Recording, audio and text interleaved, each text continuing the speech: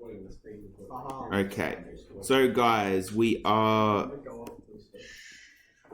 started for today. So our next topic is periodic functions. So we're going to be studying a sine, cosine, tangent, as well as their applications in the real world. So we'll be modeling stuff using trigonometry. These functions are powerful tools that can be used to understand the world around us, from blood flow in a human body, the motion of an Olympic biker, or the movement of a tide. That's a really common one to have a trig problem about. Trigonometric functions can model and help us understand a wide variety of situations. Periodic functions have a huge impact in physics, chemistry, biology, and then in pure math and applied math. So pure math is stuff like algebra, I guess. And that's not really a good explanation, but stuff that's just looking at the way numbers work.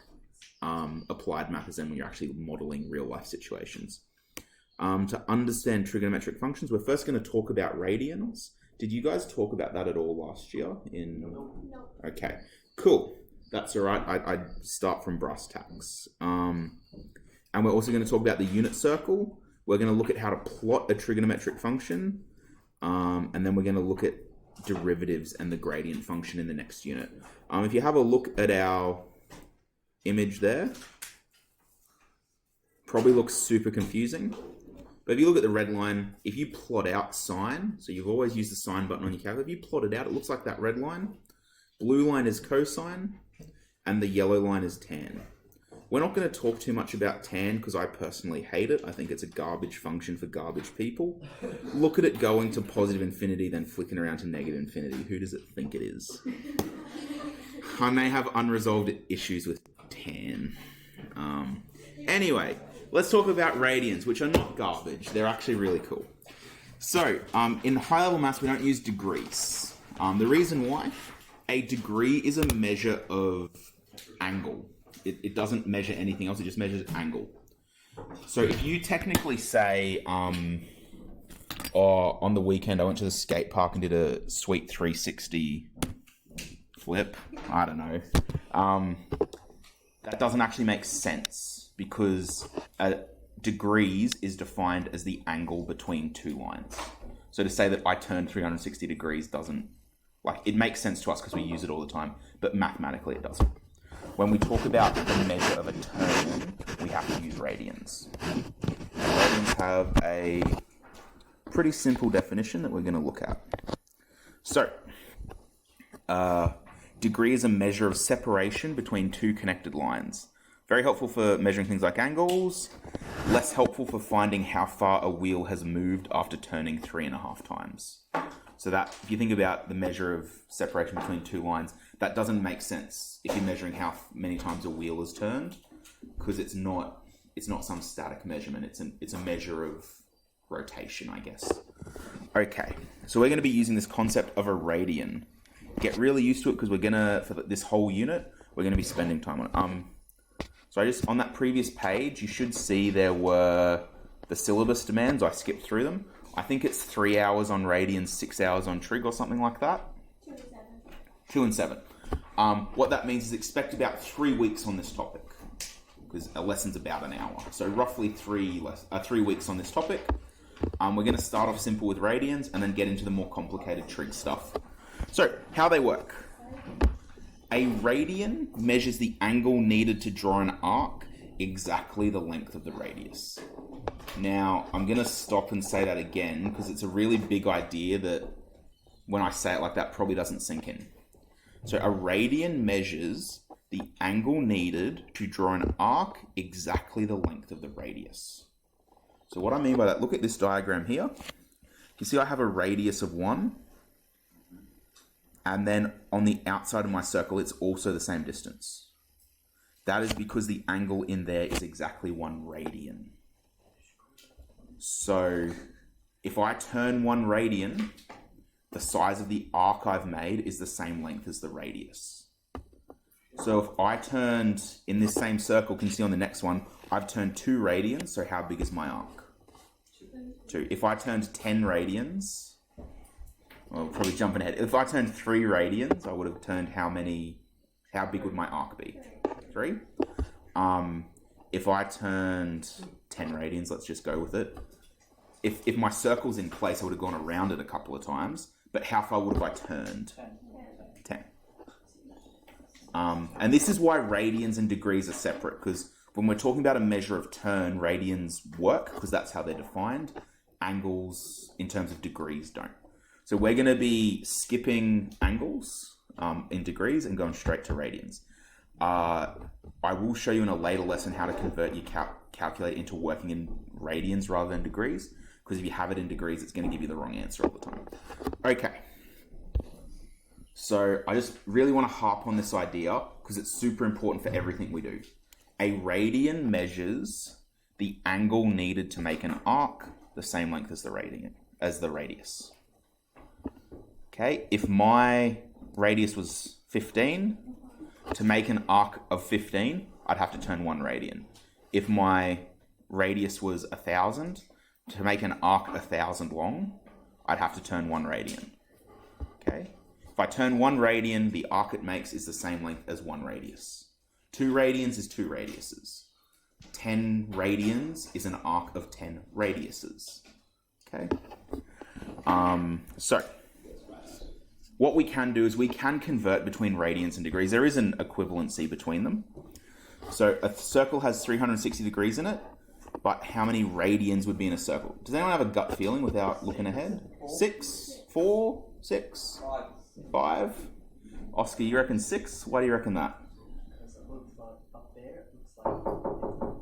Hello. Oh. Again, have 20 seconds. So guys, have a look there. I want you to put down your guess for how many radians in a circle and why. Yeah. Yep.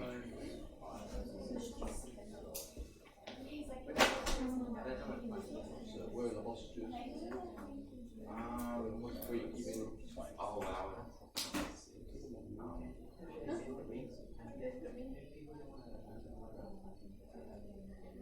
Alright, you give us 3 minutes to finish this off. Alright. Okay, let's have a look.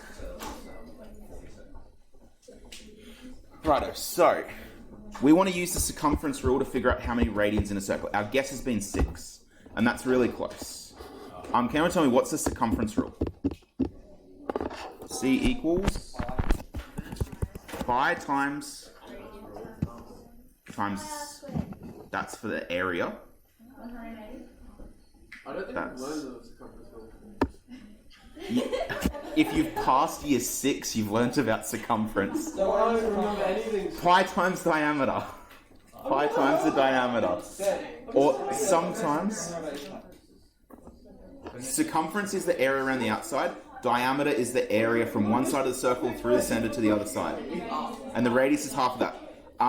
We care, because we're dealing in radians, we care about the radius. So I'm going to, instead of saying diameter, I'm going to say 2 times the radius. Because the radius is just half the diameter. Okay? Yes. Yes, you were.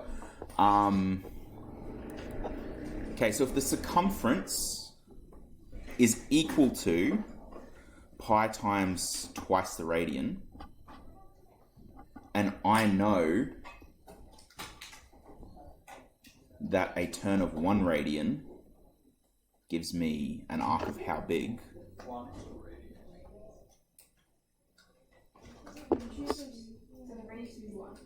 You could say the radius would be 1, yeah. That'll give me...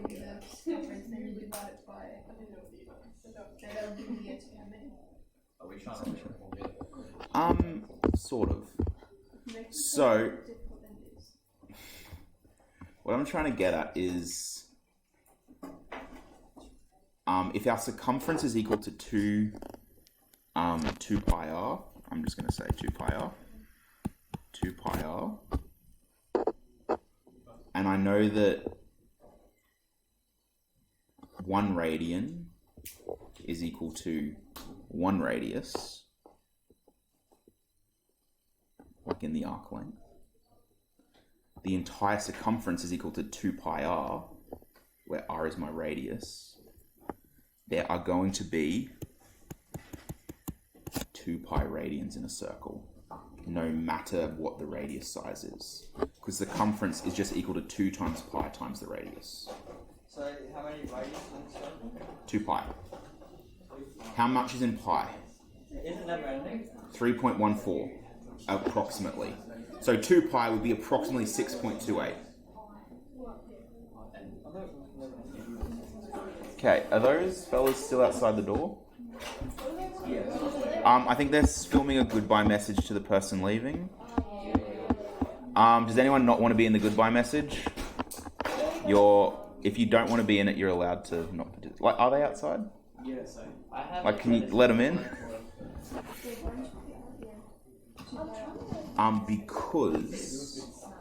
Because it doesn't matter. Because you know how the radius is a turn of 1 radian will make the radius on the outside. So this is just in general. So that basically scales up the circle or scales it down. But regardless, there will always be exactly 2 pi radians in the circle. Okay,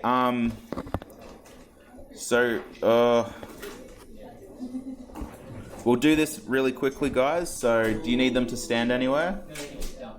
Okay. Okay. I'll just 2